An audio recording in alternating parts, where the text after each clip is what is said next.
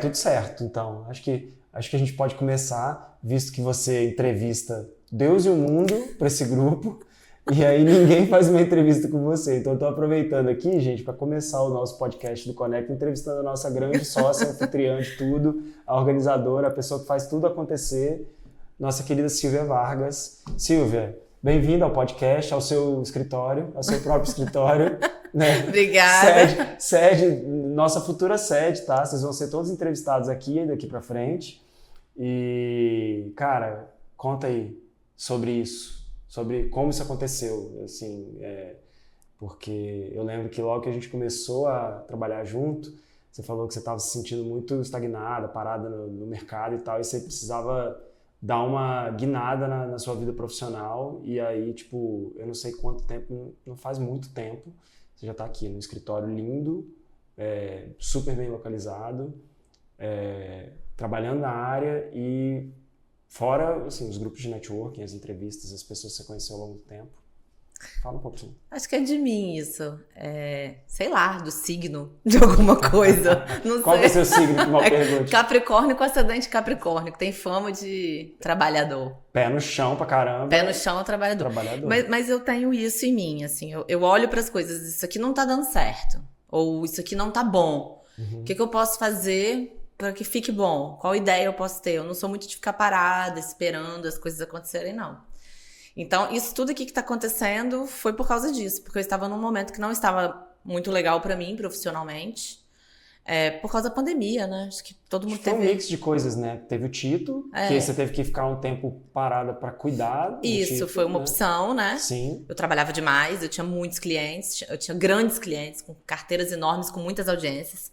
Eu não tinha condição de ser mãe, sendo mãe mesmo, assim, eu cuidando com aquela vida. Uhum. Então eu tinha duas escolhas: colocar o meu filho para ser criado pelas avós ou por babás, ou reduzir minha quantidade de trabalho.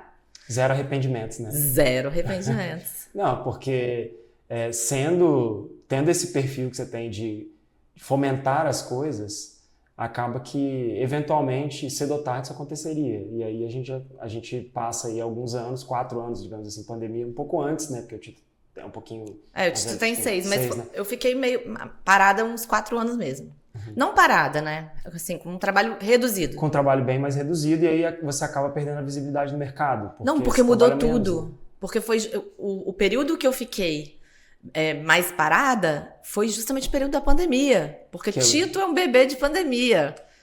O digital explodiu nesse período? Eu tinha Sim. Eu não tinha Instagram, tá? Uhum. Eu, assim, não tinha Instagram por opção, não queria perder meu tempo com aquilo, vendo foto dos outros, nem ninguém vendo minha, não achava... Eu acho que ainda antes da pandemia era uma coisa mais de lazer. Uhum. Muito menos do que para hoje é uma ótima ferramenta de negócios.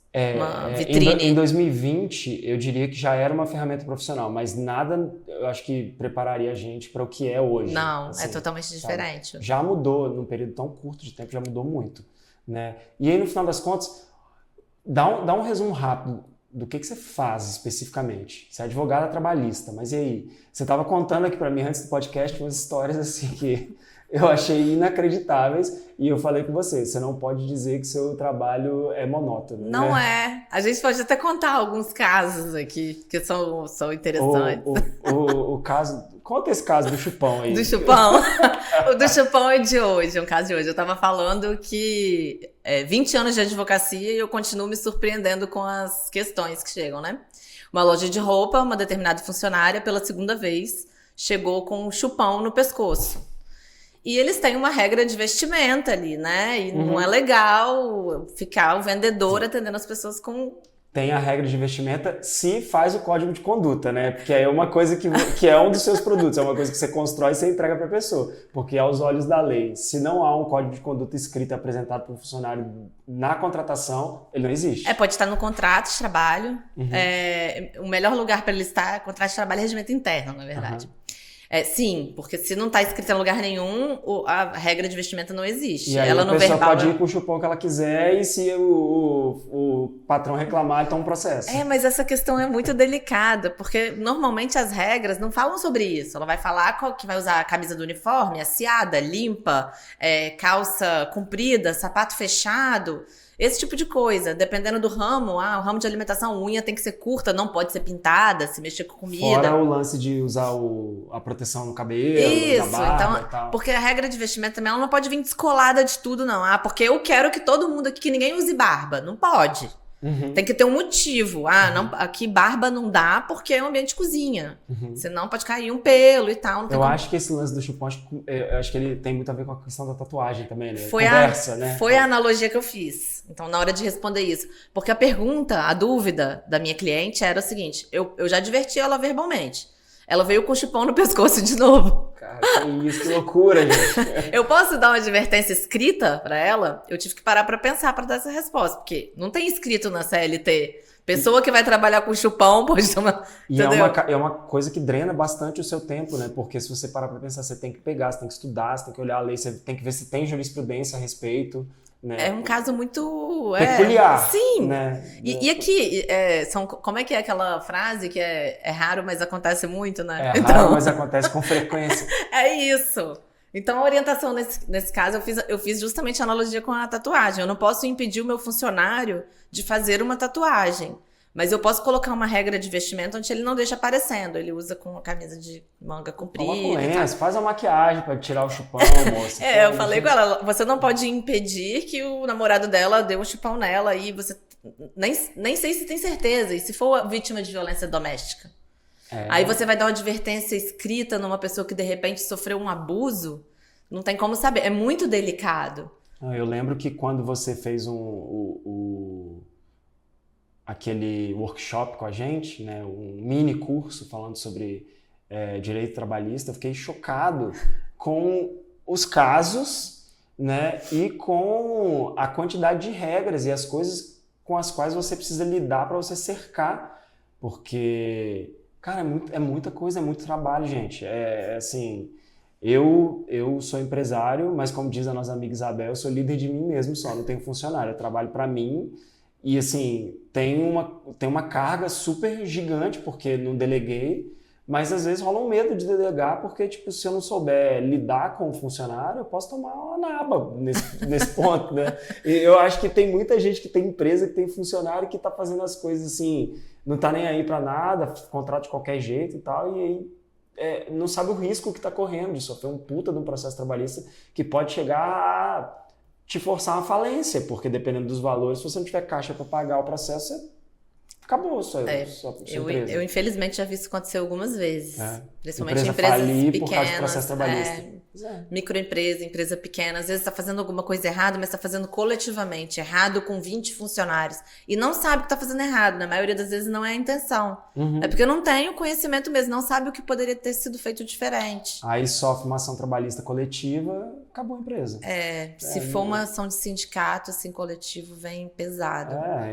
Insolvência total. Pois é, então, gente... Contratem a Silvia, porque é melhor pagar a Silvia do que pagar o processo. Porque é impressionante, cara. Eu fiquei muito chocado, porque os casos são muito diferentes, são muito peculiares. E, no final das contas, a gente acha que não é grave, mas quando o processo entra, quando as indenizações são pedidas, é um negócio assim... surreal. É porque são detalhes que só um advogado com conhecimento na área do direito do trabalho vai saber orientar o empresário. Por exemplo, 2 funcionários brigando na empresa. E isso é real, tá? Aconteceu com um cliente meu. 2 funcionários brigando, briga feia, com injúria racial, de gênero sexual, enfim. Partiu pro físico até? Ou... Não partiu pro físico, mas as ofensas verbais eram gravíssimas, porque de cunho racial, de pejorativo. Então, nesse caso, a empresa, o dono da empresa, tem alguma coisa a ver com isso? Parece que não, porque assim, são 2 funcionários que estão brigando. Nesse caso, a empresa sofreu uma condenação por dano moral, ela teve que pagar, porque ela não advertiu o funcionário que cometeu a infração. A falta. Então, assim, você não é... não é uma empresa racista porque você contrata negros, você não é uma empresa que tem algum tipo de preconceito Homofóbica, de exemplo. gênero porque você contrata homossexuais. Ok, beleza, mas o seu funcionário teve atitudes racistas e você não puniu? O discurso ele tem que estar alinhado com a Exato. ação, né? Nesse caso. Então, assim, foi uma condenação razoavelmente alta que não teria acontecido com uma folha de papel. Que seria uma advertência falando pro cara o seguinte, olha, você vai ficar... Advertência não, tão grave. Uma suspensão. Olha, você vai ficar 2 dias em casa e você nunca mais cometa uma ação como essa. Poderia ter colhido depoimento de testemunha, poderia ter pego a imagem das câmeras. Daria uma justa causa caso ele fosse reincidente, se tivesse sido Daria advertido. uma justa causa, na minha opinião, sim, esse caso. Porque Já na primeira? Já na primeira, gravíssimo, ofensa gravíssima, assim. É claro que a empresa precisa apurar esses fatos, certo? Sim. Eu uso muito isso, eu recomendo muito isso. Pegar depoimento por escrito de testemunhas, né? Fazer uma investigação, a empresa pode fazer isso. Sim. E deve. Até porque tem que se preservar também. Porque... E muitos não fazem. E esse documento é um documento tão importante para ter guardado, porque um funcionário que sai da empresa, ele tem 2 anos para entrar na justiça. Vamos imaginar que esse funcionário trabalhou mais 5 anos na empresa. Ele saiu da empresa, entrou 2 anos depois. A gente está falando de 7 anos. Passaram-se 7 anos. E aquela testemunha lá, ela ainda trabalha na empresa? Então, se você não fez esse documento, você tá na água. Sim. Como é que você vai provar? É um pedaço de papel. Um pedaço de papel. Em branco, nesse caso. Porque você vai dar uma caneta na mão da testemunha e vai falar assim, escreve o que você viu, o documento é sigiloso, ninguém vai ficar sabendo o que o que você escreveu. E a gente só vai guardar. Fazendo uma analogia assim, completamente diferente. Você fala, por exemplo, de título do governo, investimento, né? Nosso amigo Gulaison fala muito de investimento, mas, enfim, você está falando de título do governo, tesouro. Beleza, é um pedaço de papel que vale dinheiro. Você sabe que vale dinheiro, você vai guardar na sua carteira de investimentos as 7 chaves para nada acontecer. Mas, pô, um pedaço de papel que é uma advertência formal para um funcionário que fez merda, se você deixa de fazer, vai gerar um prejuízo para você imenso. Né? Então, assim, as pessoas têm noção do valor de determinados pedaços de papel, mas não de outros. Eu tô falando de um pedaço de papel que representou para a empresa uma condenação de R$60 mil. Cara, é muito dinheiro, meu Deus. Pela falta de uma advertência, esse é um caso real.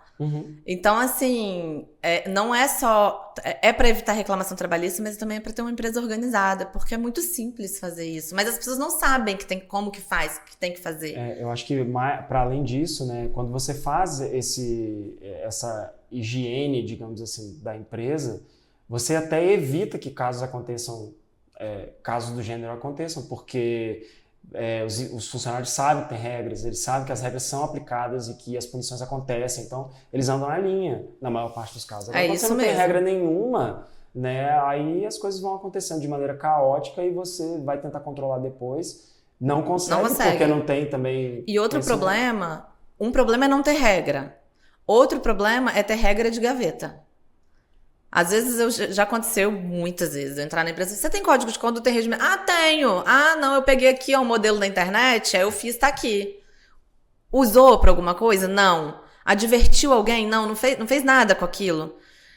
Então não adianta nada. Você também ter a regra e você mesmo não aplicar a sua regra, eu nem sei o que é pior, se é não ter ou se é ter e não usar, porque você cai meio no descrédito com o funcionário, ele fica assim, eu sei que eu não posso chegar atrasado, mas ninguém nunca me advertiu, vou continuar chegando. Tem a ver com cultura de empresa, né? Cultura de empresa, às vezes as pessoas falam sobre a questão do trabalho, sobre a questão da motivação do funcionário, de fazer ele vestir a camisa da empresa e tal. Mas eles muitas vezes esquecem que, tipo, vestir a camisa da empresa também é seguir as regras, ser um bom funcionário em outros aspectos, saber que há punições para caso você não cumpra as regras. Das vezes... cultura de empresa não é só vestir a camisa, do tipo, trabalhar para a empresa, para render, para ajudar a empresa a crescer e tal. Às vezes é seguir regras simples, né? Porque se você não tem regras, o funcionário acha que ele pode fazer o que ele quiser e isso contribui negativamente, inclusive, para o crescimento da empresa. E não é só isso também, não. Às vezes, não é só a questão, o funcionário precisa seguir as regras. Mas ele sabe as regras? Tem isso também, comunicar as regras, né? Então, às vezes, a falha está na transparência. O que eu vejo muito, esta não é a minha função. Você já deve ter tido algum amigo empresário que já falou assim, pedi pra menina lavar o copo e ela disse que não era função dela. Pedi pra ela passar um pano no chão e a pessoa falou que não era função dela. Então, assim, isso a típica falta de transparência. O que quer dizer eu contratar uma secretária? Secretária faz o quê? Assina recibo? A secretária pode servir um café? Secretária pode limpar uma mesa? Tirar o pó? Não está escrito em lugar nenhum isso. Você precisa criar uma descrição de cargo dizendo o que ela vai fazer. O que importa não é o nome, o que importa é o que você contratou a pessoa para fazer. Então, um documento que dá muita transparência e evita um monte de problema é a descrição de cargo. Diga para a pessoa o que você espera dela. Você evita até o contratempo de ter que aplicar uma advertência. Até para ela saber se aceita ou não, né, o trabalho. Sim. Porque muitas das vezes ela entra com uma expectativa e você não explicou uma descrição de cargo decentemente. E aí, quando chega nesse ponto de você cobrar uma postura dela que ela não esperava que tivesse que ter, dá um conflito. Então, exatamente. É um conflito que às vezes deságua na quebra da relação contratual por uma bobeira. Aí vamos aos exemplos que são bons. Uma loja de roupa tem uma vendedora. A vendedora mexe ali nas araras com as roupas, ajeita as roupas. É óbvio que existe um estoque, né? Porque tem ali, tem 3 modelos P's de determinada blusa, então vai ter um exposto e o resto dos outros tamanhos vai estar guardado em algum lugar. Nessa loja específica, o estoque eram gavetas no próprio ambiente. Umas 10 gavetas. Em determinado momento, a dona da loja falou assim para a vendedora: olha, faz a conferência do estoque para mim, que era nada mais que abrir as gavetas, conferir se estava certinha a quantidade de acordo com o relatório e fechar a gaveta. Ela falou: conferência de estoque não é minha função. É ou não é? Ela é vendedora. O estoque é uma gaveta. Não, e outra coisa, você vai vender um produto, às vezes não tá ali no mostruário, você vai ter que buscar no estoque. Você tá fazendo, de certa forma, uma conferência de estoque. E olha só, isso é uma coisa que precisa ser levado para as empresas de forma transparente, sabe? Porque essa vendedora, se ela entrar na notícia, ela não vai ganhar. Ela não vai ganhar. Porque as pessoas estão falando em desvio e acúmulo de função sem nem saber o que é. Então, para você desviar a função, você tem que desviar para um cargo maior. O que é isso? Eu sou auxiliar de serviços gerais, eu cuido da limpeza e eu estou exercendo a função de secretária, que é um cargo maior do que o meu.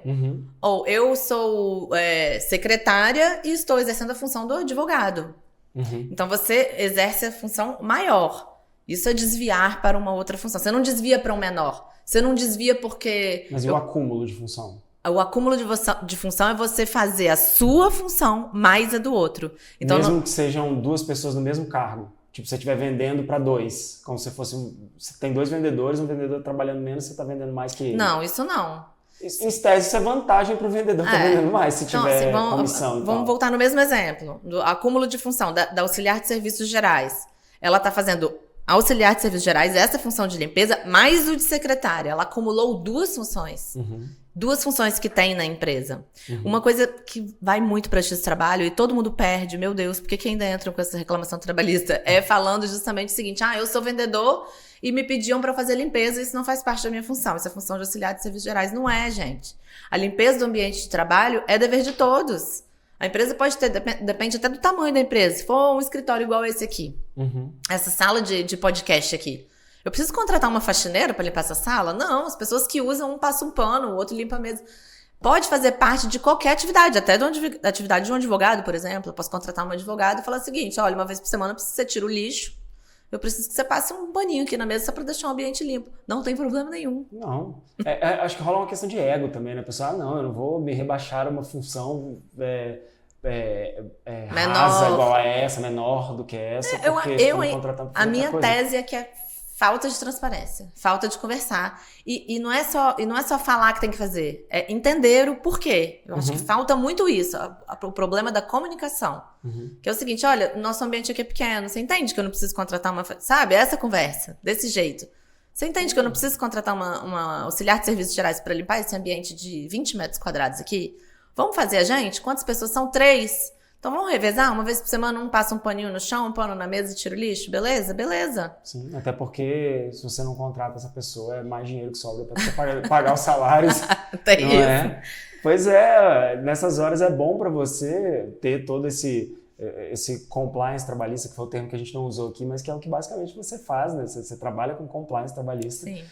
Isso ajuda em tantos aspectos, né? Desde você evitar dissabores com a justiça, né, que gera uma economia para o seu caixa, querendo ou não, mas também gera uma economia para o seu caixa do ponto de vista de você tornar a sua empresa mais eficiente. Tem muitas vezes você não vai precisar contratar alguém para poder fazer uma coisa que você pode colocar no regimento interno, né, na descrição de cargo, de outras pessoas que já estão lá trabalhando. Aí, geralmente, você diminui a rotatividade também. Porque, assim, esses conflitos que, você não me disse que eu tinha que fazer isso, eu tô fazendo mais do que eu fui contratado, eu não sabia que isso aqui não podia, eu tomei uma advertência. Isso é o tipo de ambiente de trabalho que o funcionário não vai querer ficar. Uhum. Porque não combinaram direito com ele não entendeu o direito, ou ele se confundiu, ele recebeu uma advertência que ele achou injusto. Uhum. Então, quando você... E outra, e cada vez que sai um funcionário, você contrata outro, você tem que treinar, você perde tempo, você perde dinheiro. Sim. Então, a questão de estar organizado também tem uma ligação com o lucro. Sim. Não, sem dúvida. Acho que quanto mais organizado, mais no controle dos processos da empresa você tem, mais dinheiro vai sobrar para você lá na ponta, no final, quando você terminar de vender seus produtos e serviços. Porque se você faz tudo aleatoriamente, uma hora você quebra. Eu acho que, na verdade, mais cedo do que mais tarde você quebra. Se você pegar 2 exemplos, vou imaginar 2 restaurantes. Um restaurante que está há 30 anos aí no mercado, que os funcionários têm mais ou menos mesmo tempo de casa, assim. Os funcionários, eles são tão antigos quanto a casa. E você imaginar um outro restaurante que também tem o mesmo tempo, de 30 anos, mas o funcionário mais antigo dele tem 2 anos. Quem você acha que está melhor? Quem está mais organizado? Quem está fluindo melhor, assim? Então, assim, você está sempre com o mesmo funcionário que já entendeu, que já vestiu a camisa da empresa, que já sabe como é que funciona. É melhor do que você ficar trocando toda hora. Então, organizar é bom. Faz todo sentido. Agora, mudando de pau para cavaco. Nesse meio tempo em que você voltou ao mercado, você precisou fazer um networking, né? Você precisou correr atrás, conhecer pessoas, ir a eventos. E me conta um pouco dessa experiência. Como é que você começou a fazer isso e como é que chegou até a gente, Conecta e os nossos parceiros? Então, a gente tá voltando lá no início da entrevista, né? Como eu disse, eu não sou do tipo que fica parada esperando as coisas acontecerem. Eu fiquei mais ou menos parada por 4 anos, por causa do meu filho, que nasceu e eu quis cuidar. E a pandemia. E juntou com a pandemia. Naquela época eu tinha um escritório físico, eu fechei, porque não estava fazendo sentido, fui trabalhar em home office, fiquei ali. É legal trabalhar em home office, eu gostei, achei ótimo, tava me dando super bem no home office, mas a gente fica numa bolha, assim, a gente fica isolado do mundo. E eu acho que a pandemia isolou muito a gente mesmo. Sim. E quando a pandemia acabou, que meu filho já estava com 4 para 5 anos, eu falei, é a hora, já vai pra escolinha, é a hora de eu voltar. Falei assim, beleza, vou voltar. Quando eu olhei pra fora, quando eu abri a janela, tava tudo diferente. Todo mundo falando de Instagram, de podcast, de network, gente, mas cadê aqueles clientes com um monte de problema pra gente apagar incêndio no dia de trabalho, fazer audiência? Tava tudo diferente, teve reforma trabalhista junto com isso tudo ainda. Então, assim, o meu ramo de trabalho mudou completamente. E eu falei assim, agora eu preciso mudar. Primeiro eu preciso botar a cara na rua. Botar a cara na rua. Ouvi falar de network. Falei, o que é isso? Comecei a pesquisar, não sabia o que era não, tá? Comecei a pesquisar o que é network. Aí você foi descobrindo que você já fazia há muito tempo, só que de maneira natural, orgânica e completamente distinta. Eu sempre fiz network, eu só não sabia qual era o nome. A gente tem um perfil muito parecido nesse sentido. Então, fui numa primeira reunião de um grupo de network, não entendi direito o que era. Acho que por uma falha na comunicação mesmo do grupo que eu fui, assim, não consegui entender direito o que era, mas continuei indo, só o fato de eu estar conhecendo pessoas, pra mim já estava valendo. Sim. E aí deu um zoom, assim, um boom, um looping, uma reviravolta que o dono desse grupo saiu e o grupo ia acabar. Eu falei, bom, vou pegar o grupo pra mim, eu te chamei, te liguei. André, você entra nessa Deus, me socorre aqui porque eu não tenho marca, eu não tenho nada.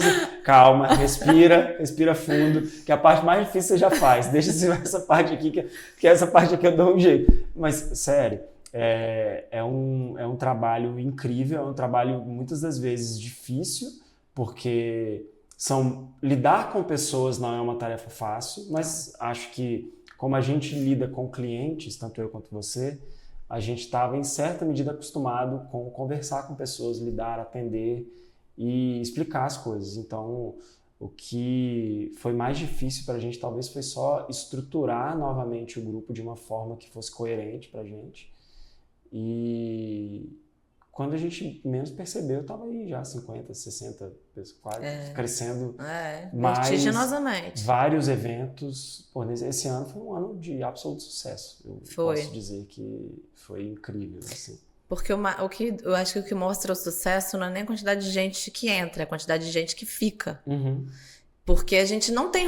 É aquilo, eu vejo muito assim, porque a minha cabeça funciona no compliance, né? Então, eu vejo isso no Conecta. A gente é bom na comunicação, as pessoas entendem os objetivos do grupo. Tem pouca rotatividade. Tem baixíssima rotatividade. Então, assim, nesse formato, tá legal pra todo mundo, tá todo mundo gostando. A gente tem muitos produtos, né? Uhum. Esse aqui é um deles, o podcast. A gente tem curso, a gente tem visita à empresa, a gente tem... Então, assim, num leque de muita gente, né? Muitas pessoas, hoje nós somos mais ou menos 50 empresários. Uhum. Vai ter uma coisa que agrada um, outro que não agrada outro. Então, a gente tem um monte de coisa. E vai ter mais ainda, né? 2025 aí vem cheio de novidades. Vocês estão por fora, tem muita coisa para acontecer em 2025. Mas, eu acho que, no fim das contas, a gente encontrou uma fórmula que vem funcionando. É uma construção lenta, né? Porque crescer é doloroso, no final das contas. Eu acho que isso serve para toda empresa. Não é toda empresa ou toda pessoa ou todo profissional que cresce de maneira meteórica e que as coisas acontecem, porque isso também muitas vezes é uma conjuntura de fatores que fazem com que as pessoas cresçam, viralizem, qualquer coisa que aconteça. Para que elas cheguem ao sucesso. Então, acaba que a gente tem as dores de crescimento, a gente dá uns tropeços aqui, uns ajustes ali, mas via de regra eu tenho estado muito feliz com a parceria, com a empresa, né, com o grupo, e a gente já está aqui fomentando, fazendo brainstorming de novas ideias para 2025, então é sinal de que a gente continua numa trajetória de crescimento. Mas assim, a gente antes, né, do Conecta já vinha fazendo networking de formas diferentes, né? Sem saber muito bem que era networking. Né? Agora é um networking organizado, com objetivos, né? Porque a gente chegou num momento, no nosso grupo, que você vai se lembrar, que é o seguinte, bom, pra onde que a gente vai? Porque as pessoas as pessoas que queriam entrar, elas falavam assim, tá, mas vocês são um grupo de network, você faz o quê? Porque tem um grupo de network tal... que ele me ajuda a vender o meu negócio. Tem um grupo que eu tenho uma reunião obrigatória tal hora do dia, todo dia se eu não for, como que é? E vocês? O que vocês vão fazer por mim? Então foi uma hora que a gente parou pra pensar, não foi? Sim. Bom, a gente teve uma discussão até com as pessoas do grupo, a gente tem muito isso, né, de discutir em grupo. E aí, galera, nós somos o quê? O que é networking pra vocês? A gente vai focar em você vender, vamos trazer alguém pra te ensinar a vender, pra te dar um curso... Nós vamos focar nisso ou nós vamos focar no relacionamento? E foi massivo, assim, né? A gente fez pesquisa mesmo, assim, né? Mandou enquete pra galera responder, pegou os resultados, postou os resultados pra galera ver, pra gente chegar num lugar comum ali. E ainda assim, a gente tem uma diversidade grande dentro do grupo, né? Tem gente que gosta muito de venda, tem gente que gosta muito do relacionamento, tem gente que gosta muito... de outros aspectos do grupo, que não gosta dos eventos. Da autoridade que gera isso aqui, por exemplo. Tipo, isso aqui. Das ferramentas de marketing, da divulgação. E tem gente que gosta dos produtos que estão lá dentro, tipo, do ponto de vista assim, das empresas que estão lá dentro, prestando serviços, não só para eles, né, para os membros do grupo, mas para outras pessoas, mas a facilidade daquilo ali tá à mão, né? Tem gente que gosta do desconto também. Também. Eu tive muito desconto para montar esse escritório aqui. Eu tive muito desconto para montar o meu escritório, ao mesmo tempo eu dei muito desconto para poder fechar, né, negócios de design com os membros e parceiros do Conecta. Então acaba que é uma vida montada. Eu particularmente eu gosto muito disso, assim. Principalmente quando foi uma grande diferença na minha vida montar esse escritório aqui, com esse tanto de marcenaria, com um projeto maravilhoso de arquitetura de uma arquiteta consagrada, premiada na Casa Cor.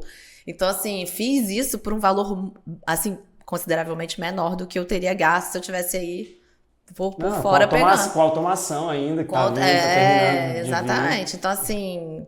É muito legal a gente ter isso no grupo, a gente se conferir esses descontos um pro outro. Então, é uma ferramenta de economia também. Dependendo do que você economizou, a mensalidade do ano, você já pagou ela 3 vezes. Sim.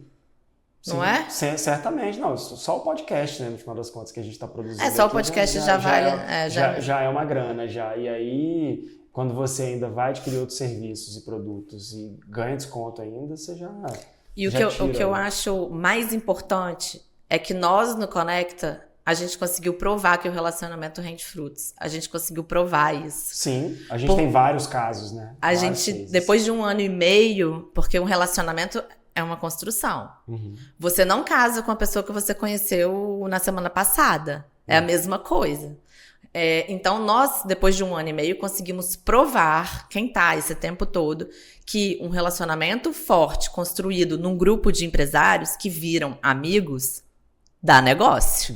Dá jogo. Sim. É vantajoso. E não só pra gente, né? Pra terceiros também, porque muitas das vezes a gente tá precisando de alguma coisa, a gente não tem no Conecta, mas tem alguém lá dentro que sabe quem Exato. faz. Então a gente acha, e aí por conta desse cara ser parceiro, do membro do Conecta, muitas vezes ele vai bater um papo, pô, dá um desconto lá pro meu amigo, pô, o cara é meu parceiro e tal. E aí você não consegue só desconto dentro do Conecta, você acaba conseguindo desconto fora com um cara que é parceiro de um membro. Mas você acha que, sabe que o que eu acho que é o grande diferencial do Conecta, dos outros grupos de network assim, que eu conheço, que é o seguinte, em alguns deles você indica porque você é obrigado a indicar aquelas pessoas que estão ali.